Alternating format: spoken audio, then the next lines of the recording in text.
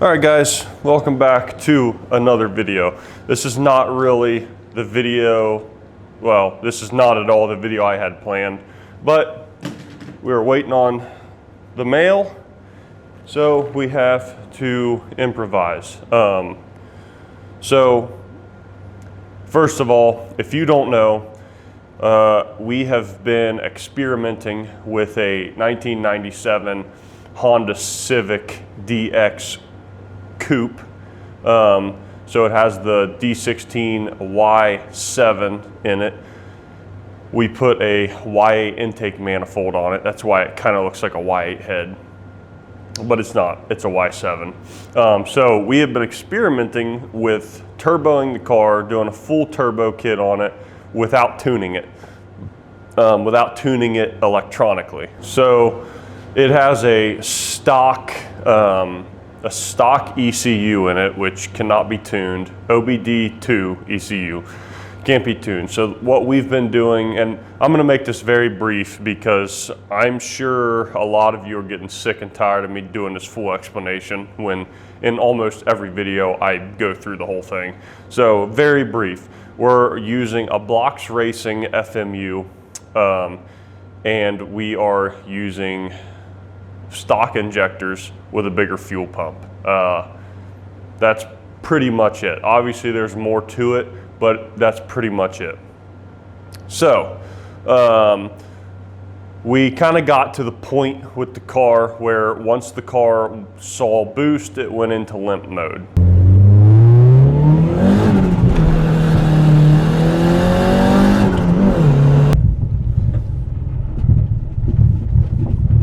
That was pretty much the end of the road. I was thinking you could do a few pulls, it'd go into limp mode, turn the car off, turn it back on, you're good to go till it does it again. Some of you have commented and say you just deal with it. That's what you do. You deal with it, push the clutch in, turn the car off, turn the car back on and go, you know. To me, that's not really a solution. If you're okay with it, then yeah, it's not doing any harm. But to me, like that's not, like for YouTube purposes and for this build, I am not satisfied with that being the end of it. So I'm gonna do one last ditch effort to see if we can get the thing running normal to where it doesn't go into limp mode. Now I am running a custom made missing link, and basically what that is like I've got four one-way check valves between the vacuum source and the map sensor. So it should bleed off boost, but when it pulls vacuum, it's not a leak, you know, they're closed. So that, I'm sure it's working a little bit, but it's not working all the way. So one thing I am going to try, one of you commented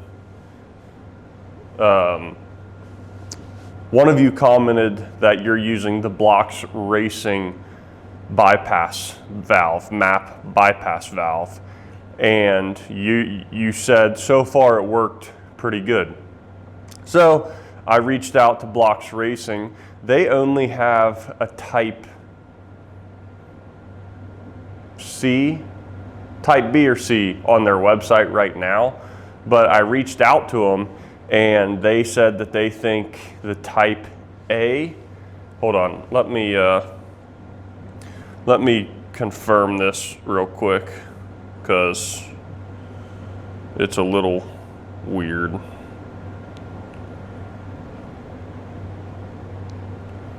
So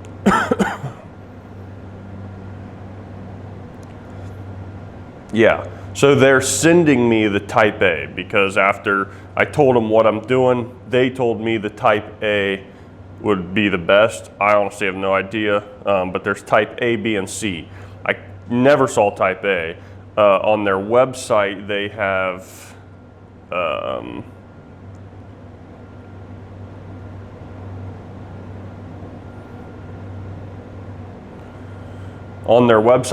type C, and you that commented said you have type B. Now type C was like 10 bucks, type B was like $90.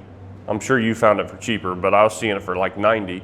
And then type A was $10. Type B and C or type A and C, A and B, were not on their website at all. They reached out to me and said type A is going to be on their website, and that's what they think is the best. That was a huge entanglement of words right there. Sorry. But anyway, we're getting a type A. I was hoping it would be in by today, but it's not. So we're not doing that in today's video. And there's like 6 inches of snow on the ground, so it wouldn't be that fun anyway. However,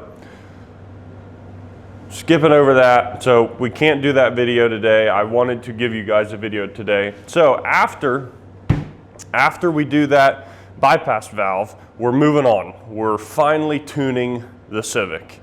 I kind of want to do this in stages. So no tune, build the motor, tune, and then down the road, maybe a K swap or something. So for now, we're boosting and tuning our D16 Y7. So I kind of just wanted to give you guys a plan and an unboxing of all the tuning equipment that we're going to be using, and this is pretty much all the parts that we're going to be doing starting this next series. Now, there's going to be one more video before we end the current tuneless series, the bypass valve, but I'm kind of getting ahead of myself here. So one thing we still need is we need a clutch. I think I'm probably going to get an ACT clutch. We need a clutch and we need a head gasket. The reason we need a head gasket is because I am going to install stronger head studs on the car, and obviously if I'm separating the head, I'm going to do a head gasket. I did not get ARP. I bought a lot of my, well, I've already bought the rods and pistons for the built motor that we're going to do.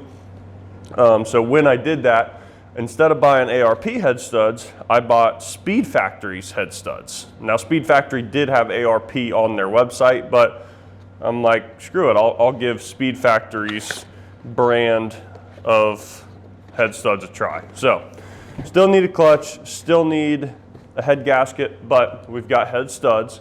I don't think it's 100% necessary to do head studs when you're just running a stock engine with a tune. We should be, from what I'm seeing, making around 200 horsepower. So I don't think you're really going to lift the head, but I've seen some people say that you need to do it, so we're just doing it for extra insurance, you know. So the head studs. Now, we're also going to have to be doing injectors. Now, everything in this box right here came from OxyTuned. I have not worked with them yet, but Tyler over there has been an amazing help with telling me what to do, because I'm very ignorant on the electronic side of things with the motor. I'm way more mechanical, no idea what I'm doing. So him and I are going to build a nice partnership here, and he has been a huge help. And I think he's been a huge help to some of you guys down in the comments too, who are wanting to kind of go this way. So he told me that I need some injectors. These are 750cc injectors, and they're just his brand. So we're going to be running those on this smaller budget build. Well, not really budget, just this less power build. When we go into the 400 power range, when we do the fully built motor, he recommended that I do different injectors. So we'll cross that bridge when we get there. So there's the injectors. Now we have a OBD1 to OBD2 adapter harness that we're going to plug into the car and then into this new ECU, because the car right now is OBD2 and we have to put an OBD1 ECU on it. So this is just some of the parts that came with it. So we're doing an ECU, a refurbished ECU by Tyler at OxyTuned, and it has the Motez Demon 2 hardware in it, hardware and software. Like I said, I'm ignorant on this, so Tyler, if I say anything wrong, comment down below. Also, I'm gonna put his info down in the description below, but also I popped it up on the screen there. Now, here is the good part. We have the ECU, and this thing is a beauty.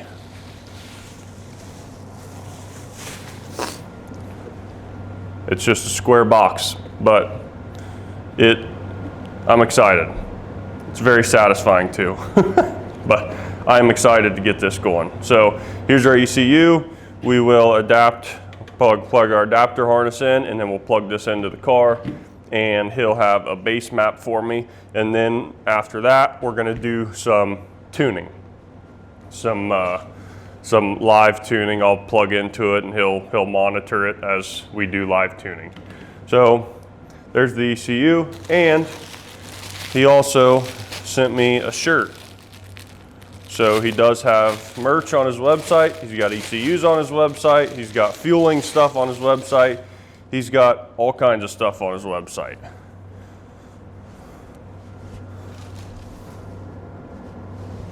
So there we go. That is everything. It's really not much. Obviously we got the bulk of the work out of the way doing the turbo kit, but this, I mean, just going tuned is not that bad. The reason I haven't gone tuned is because to me, and I know to a lot of you, the whole tuning side of things is very intimidating. First, you gotta fork out the money for all the stuff. You have to know what to get because there's many different options. I was gonna go Honda, and Tyler was like, you know, for what you're doing, you don't need to go Honda. We can do just as good with something that's half the price, because Honda, you're kind of paying for the name. Also, I want it to be known that there is a lot of people out there that refurbish these ECUs, and a lot of them end up getting sent back to Tyler at not sent back, but sent to Tyler at OxyTuned to fix whoever else did the work before. And he's constantly putting pictures and videos up on his Instagram and Facebook and whatnot, showing work of other places that he has to go in and fix. And you can just tell that he's very quality minded when he's going in there and building or fixing something. And he makes videos kind of telling you what he's doing, not like instructional videos, but you can tell that he really knows. Like when I see that board in there, I have no idea what I'm looking at. But he seems to be a mastermind on it. So I'm excited to move forward with that. But yeah, so back to what I was saying. I wanted to do the tuneless series because a lot of you just want to go turbo your car. And you're like, oh, I got to do all the tuning and ECU stuff, and I just, never mind, I don't want to do it. So I wanted to show the tuneless for that reason. Now I'm going to show you what it really entails to get it tuned. It's really not that hard. It's really not that expensive. Plus what we paid for the FMU and all the time just troubleshooting.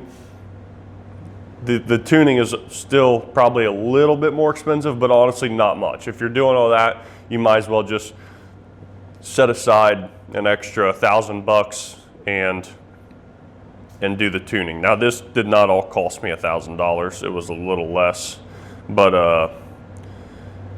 yeah. So now I'm going to show you that side of things, and hopefully it opens up your guys' eyes, because this is 100% the right way to go. The car's going to run a lot smoother. You're going to get as much power as you possibly can for your setup, and it's going to be just good reassurance in your mind that everything's good, and you don't have to worry about something mechanically not working right or not being compatible. So this is going to be good. So Obviously, this is just like an unboxing video, zero install, but I am going to show every single step of the way, just like we have before. I mean, that's the whole reason I have the Civic, is for you guys to come along with me on doing literally everything on it. So, not in the next video, I don't think, but coming up soon, we're gonna be getting it installed, getting the base map on. I still need to buy a clutch. I'll do a video of me swapping out the clutch. I still need to, if any of you want to see like a step-by-step instructional on the clutch, let me know. If none of you specifically ask for that, I'm probably just gonna briefly show me switching the clutch out, because I've done it like 2 times before and it's not hard, it's just time consuming. So I still need the clutch, still need to get the head gasket, which I'm just gonna get a 0.03 from Speed Factory, I think, and I think that's like $100. So we'll get that, we'll throw that on, and yeah, you guys will see all that in the next coming video. Then we should be able to play around with a solid 200 horsepower with the stock block. We'll play around with that for a while I piece together a full motor build. I'd love to have just a stock D16 block that I could be building on the side, but I can't find one. I don't want to spend an arm and a leg just for a block. So if I can find one at the junkyard, I might do that, but as of right now, I'm not able to find one. So anyway, I just kind of wanted to give a halfway introduction to the next series that we're going to be doing. I wanted to unbox all this stuff from OxyTuned, and yeah, so that's pretty much it. Just nothing too exciting going on in this video, but just wanted to show you guys that. So if any of you have any questions, if any of you want to see anything, or if you have any questions for Tyler at OxyTuned, reach out to his contact info, or you could even comment down below and he'll probably end up responding to you. But I will, like I said, have all of his contact info down below. So yeah, that's it. Thank you guys so much for watching. I will catch you in the next one.